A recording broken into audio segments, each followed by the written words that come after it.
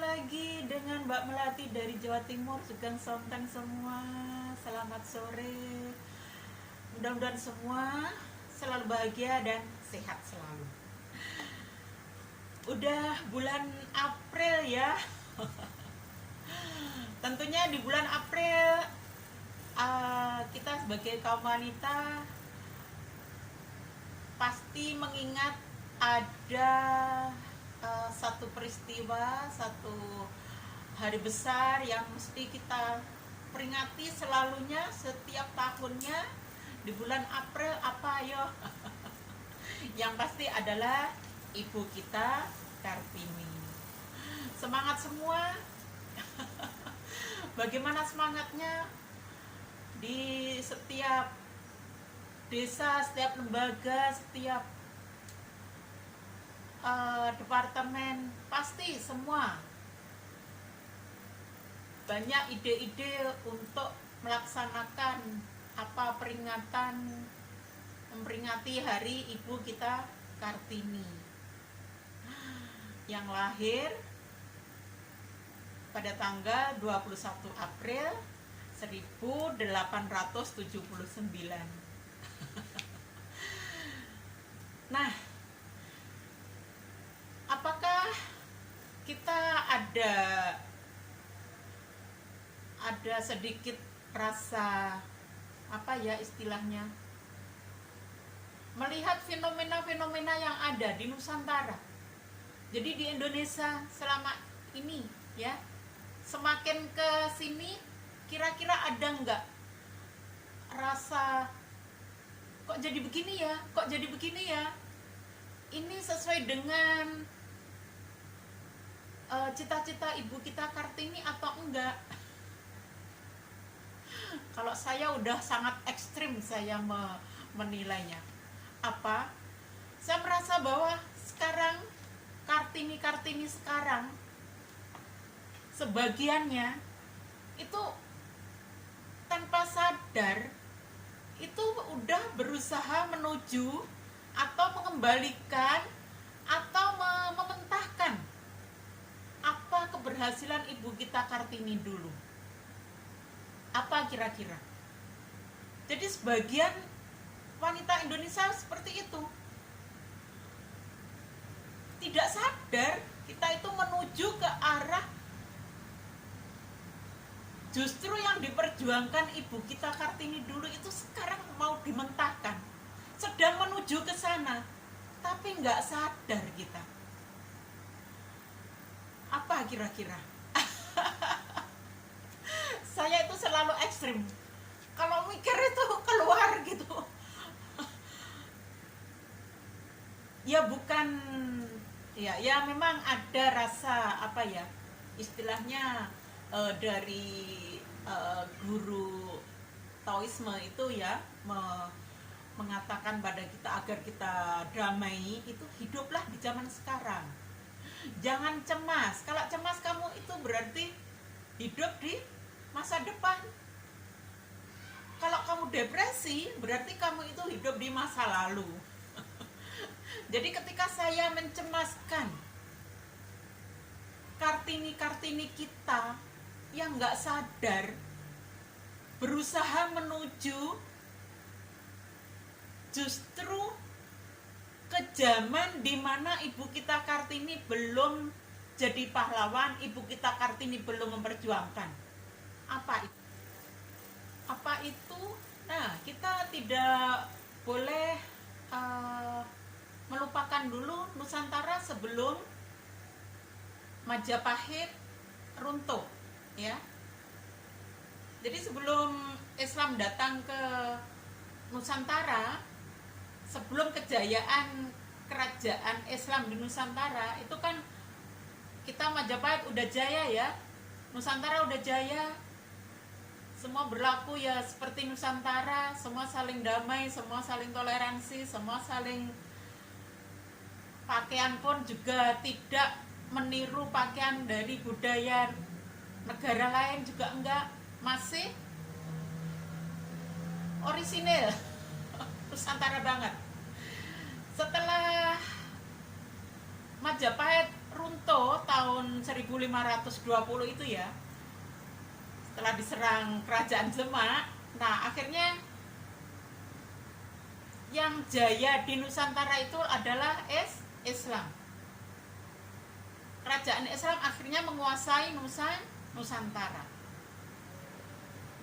Di sini ajaran-ajaran sebelum Islam datang otomatis hilang.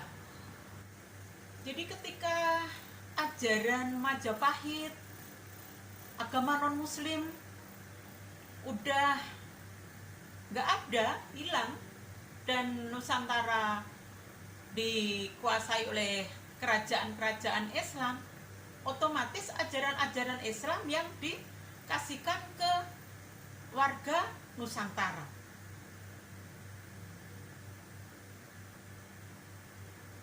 Karena kita tahu bahwa Majapahit pun sampai nggak ada ajarannya sama sekali, kita bisa membayangkan betapa radikal yang dijejalkan ke masyarakat kita.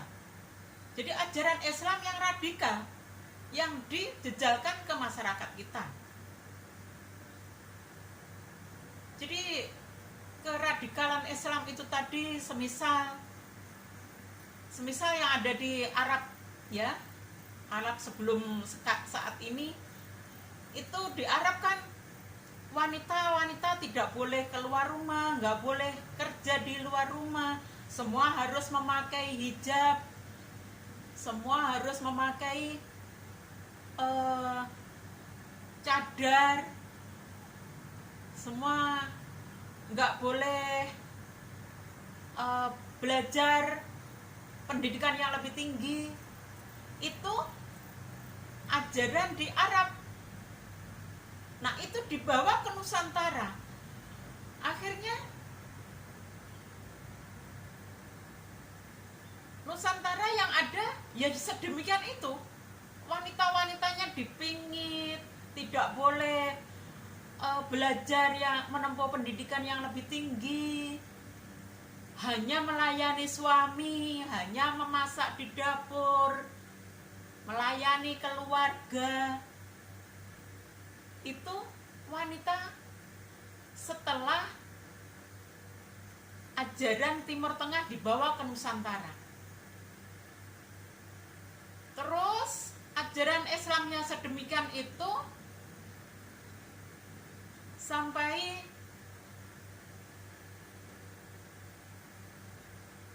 Belanda pun datang.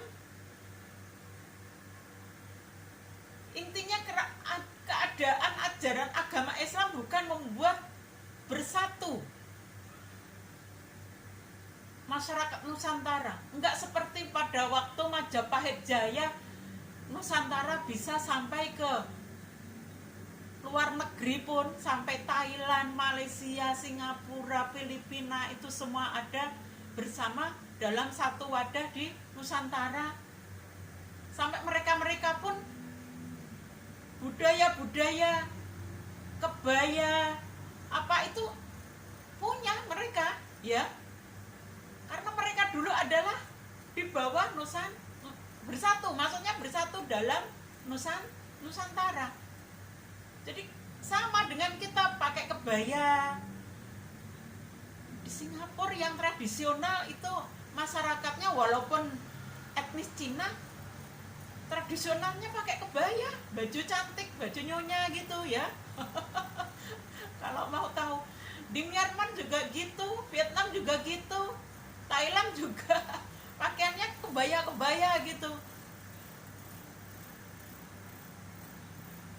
Nggak ada pakaian seperti masyarakat Indonesia sekarang yang pakai berukut cadar, nggak ada. Nah, sekarang kembali ke tema Ibu kita Kartini. Jadi ketika ajaran Islam dikasihkan ke Nusantara, akhirnya wanita Indonesia seperti itu dipingit. karena ajaran Timur Tengah tadi dibawa ke Nusantara seperti itu. Akhirnya pun keadaan Nusantara juga nggak bisa menolak penjajah datang ke Nusantara, negara-negara lain datang ke Nusantara, karena ya semua pada ingin keindahan Nusantara kita, kesurgaan Nusantara kita, semua ingin, semua datang. Belanda akhirnya datang dan dikata sebagai penjajah selama 350 tahun. Sebetulnya kalau kita mau jujur, berarti yang Timur Tengah sampai sekarang 500 tahun. Betul tak? Cuma kita kembali ke temanya Ibu kita Kartini tadi, bahwa di masa Ibu kita Kartini, yaitu Ibu kita Kartini lahir tahun 1879, itu berarti memang Nusantara sudah sangat-sangat, wanitanya sudah dipingit sedemikian rupa sampai Ibu kita Kartini lahir. Ibu kita Kartini menginjak remaja, dengan segala kecerdasannya Ibu kita Kartini bisa merasakan kenapa saya sebagai wanita sangat beda haknya dengan laki-laki. Di sini Ibu kita Kartini sering berkirim surat ke temannya yang dari Belanda. Jadi punya teman yang dari Belanda. Akhirnya bertukar pikiran bagaimana seharusnya wanita, hak manusia ya. Jadi sama, laki-laki dan perempuan seharusnya sama. Nah, di sini Ibu kita Kartini dengan berteman dengan orang Belanda tadi akhirnya terbuka. Akhirnya timbul semangat untuk memperjuangkan hak-hak sesamanya. Bagaimana agar sesamanya itu bisa mendapatkan pendidikan yang layak juga, tidak hanya sebagai pembantu laki-laki. Nah, jadi bisa dibayangkan ya, mulai bisa dibayangkan betapa pingitan itu tadi berasal dari radikalisme Islam di Nusantara ketika mau menghilafahkan Indonesia. Nah, untung ya, ini bisa dikata untung juga ketika Belanda ada di Nusantara. Itu juga bisa jadi memang alam Nusantara seperti apa ketika Islam datang pun alam Nusantara enggak mengizinkan kan. Pamomo Nusantara enggak mengizinkan kan. Sebetulnya sampai 4 kali utusan dari Timur Tengah itu semua meninggal, karena nggak bisa, nggak boleh sama Pamomo Nusantara ajaran Timur Tengah itu dibawa ke Nusantara, karena kemarifatan Pamomo Nusantara bahwa Nusantara kelak bagaimana kalau dikasih ajaran Timur Tengah. Di sini udah ini baru saja saya merasa berpikir bahwa kedatangan Belanda segala macam, Portugis, Prancis, Spanyol, yang di dalam sejarah itu tertulis sebagai penjajah, ya. Nah, itu bisa jadi kerja alam bahwa agar negara Islam yang diinginkan oleh radikal Islam sejak tahun 1520 ini nggak bisa berdiri. Ya, coba saya jadi berpikir, mungkin seandainya Belanda nggak datang, mungkin seandainya penjajah yang di negara-negara Eropa yang datang, yang dikata sebagai penjajah itu ya di sejarah pendidikan kita ya, di pendidikan sejarah kita dari SD sampai perguruan tinggi kan dikatakan negara-negara itu adalah penjajah. Padahal mereka adalah yang memimpin Nusantara loh setelah mereka datang ke Indonesia. Jadi yang memimpin bukan Arab banget. Kalau udah Arab yang memimpin, kira-kira memang udah jadi negara Arab kita. Wanitanya ya dibikin seperti negara Arab, budaya-budaya Arab. Nah, alam Nusantara bekerja dengan mendatangkan para negara-negara Eropa datang ke Nusantara tadi. Saya berpikirnya jujur seperti itu ya. Nah, di sini kembali lagi ke Ibu kita Kartini tadi, dengan keberhasilannya, dengan semangatnya, akhirnya Ibu kita Kartini berhasil memperjuangkan hak sesama wanita, sesamanya. Akhirnya para wanita bisa mencicipi pendidikan, bisa mulai setingkat derajatnya dengan laki-laki, haknya sama dengan laki-laki.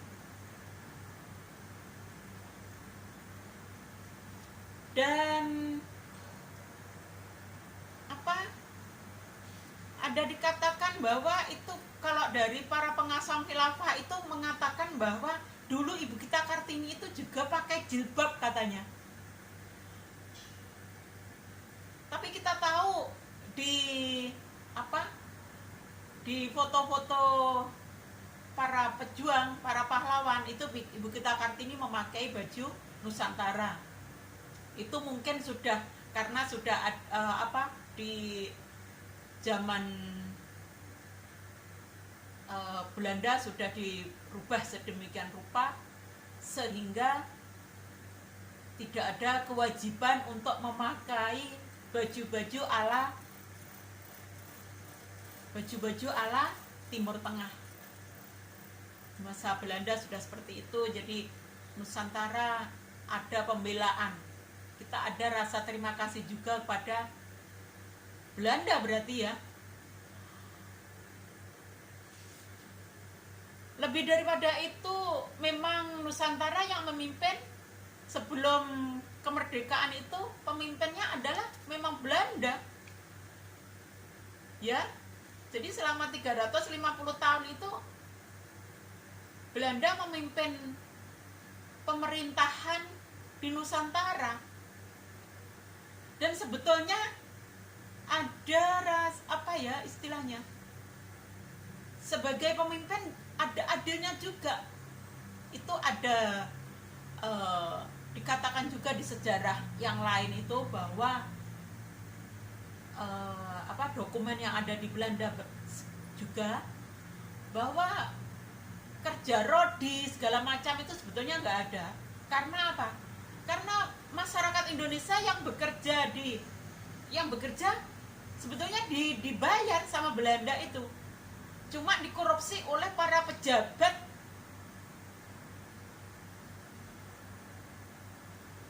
pejabat yang warga negara Indonesia. Jadi misal bupati gitu, Demang gitu, ya,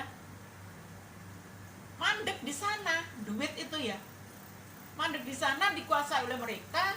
Akhirnya rakyat yang mestinya dapat gaji itu tidak mendapatkan, dan di sejarah ditulis seperti yang menang ya siapa.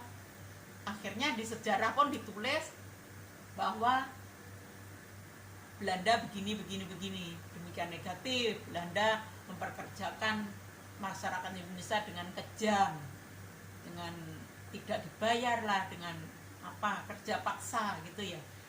Kembali lagi ke Kartini lagi, yang saya khawatirkan di zaman sekarang setelah 30 tahun terakhir ini ya, sejak 30 tahun terakhir ini. Jadi setelah negara Indonesia diproklamirkan oleh Bapak Soekarno, itu tetap ada sebetulnya orang-orang yang mempunyai ideologi khilafah itu tetap ada, yang jelas berada di SI, Syarikat Islam, itu radikal banget. Dulu ada di DITI itu radikal banget juga, makanya semua itu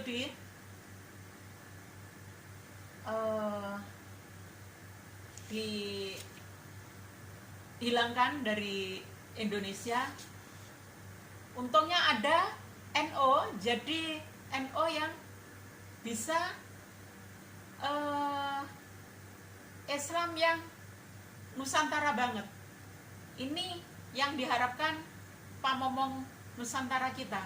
Jadi Islam yang menghargai budaya Nusantara, Islam yang mau masih memakai budaya Nusantara, Islam yang enggak mau pakai budaya Nusantara, yang anti budaya Nusantara, yang berusaha menghilangkan ajaran Nusantara.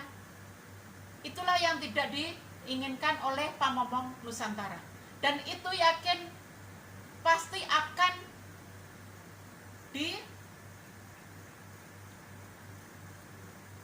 pamomong Nusantara pasti nggak akan rela ya kalau sampai Nusantara dijadikan seperti negara Timur Tengah. Intinya di situ. Nah, kembali lagi ke Ibu kita Kartini yang saya cemaskan tadi. Sampai berapa kali mau kembali jadi-jadi. Ya, 30 tahun terakhir ini radikalisme mulai menguat lagi karena apa? Wahabi dari Saudi itu gencar, masif. Sampai akhirnya ada Hizbut Tahrir, HTI, ada Ikhwanul Muslimin, ada JI, Jamiah Islamiyah, Wahabi, semua datang ke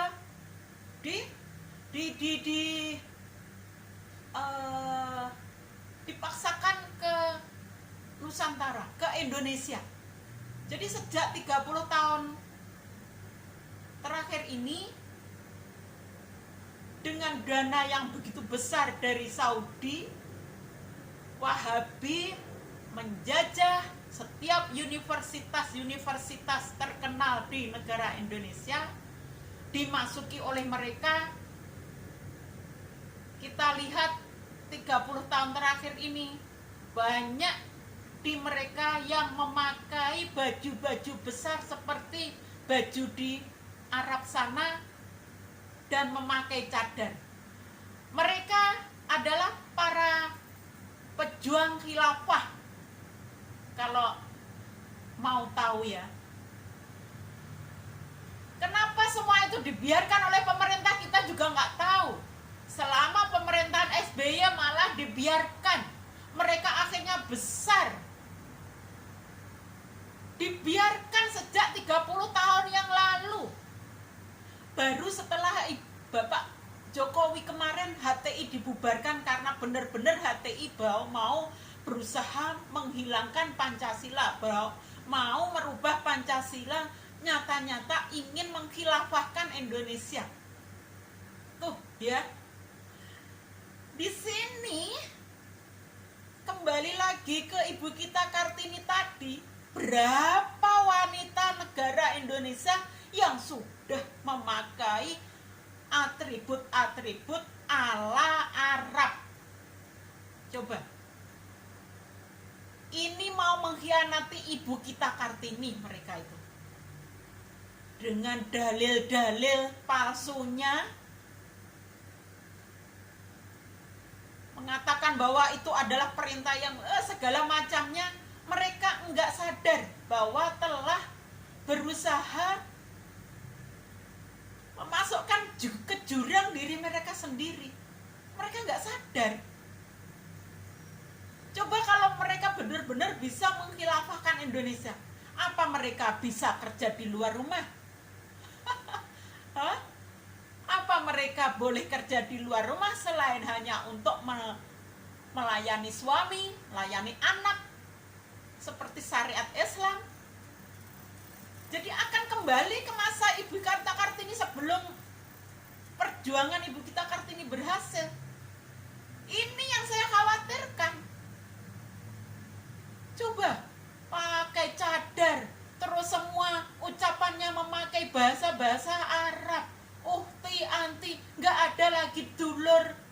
Mbak Yu, Akang, gak ada. Adanya Aki, Ukti, Sukron Kasir, apa-apaan, matur suwun gak ada udah. Itulah yang dilakukan oleh perempuan-perempuan, sebagian perempuan-perempuan Indonesia. Itu yang sangat saya cemaskan. Terus belajar mana lagi? Katanya sesuai dengan sunnah Nabi. Ini apa-apaan? Ayo kita kembalikan. Ibu kita Kartini memperjuangkan kita bisa sampai bekerja di mana-mana. Ada yang sampai ke luar negeri, ada yang di luar pulau, ada yang di luar kota, ada yang bisa jadi polisi, jadi guru, jadi dokter. Itu jasa ibu kita Kartini. Sekarang kalian yang pakai cadar-cadar itu, hijab besar-besar itu, mau merubahnya. Kalian gak sadar itu. Mulai geram saya kalau udah ngomong seperti ini lagi. Dengan para kadron-kadron itu, gak sadar dia. Kalau kalian sudah dibikin seperti Timur Tengah, seperti Arab, bar Nusantara, kok kalian dengan bangganya, dengan bodohnya mendukung para pengasong khilafah?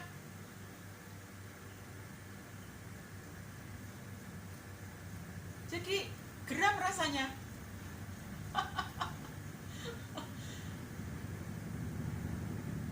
Jadi di situ yang saya khawatirkan. Jadi itu yang saya khawatirkan, tentang wanita-wanita Indonesia yang sudah tercuci dengan mabuk agamanya, tanpa menyadari mereka sendiri mau menyemplungkan diri mereka sendiri ke dalam jurang. Mari sahabat Mbak Melati dari Jawa Timur tetap semangat untuk bernusantara dan berpancasila untuk menjaga negara kita. Semangat memperingati Hari Ibu kita Kartini di tanggal 21 April ini nanti. Jayalah wanita Indonesia tanpa atribut-atribut budaya negara Timur Tengah. Semangat. Parang dulu, matur sembah nuwun, mudah-mudahan bermanfaat. Mohon maaf lahir dan batin. Parang sugeng dalu, parang-parang.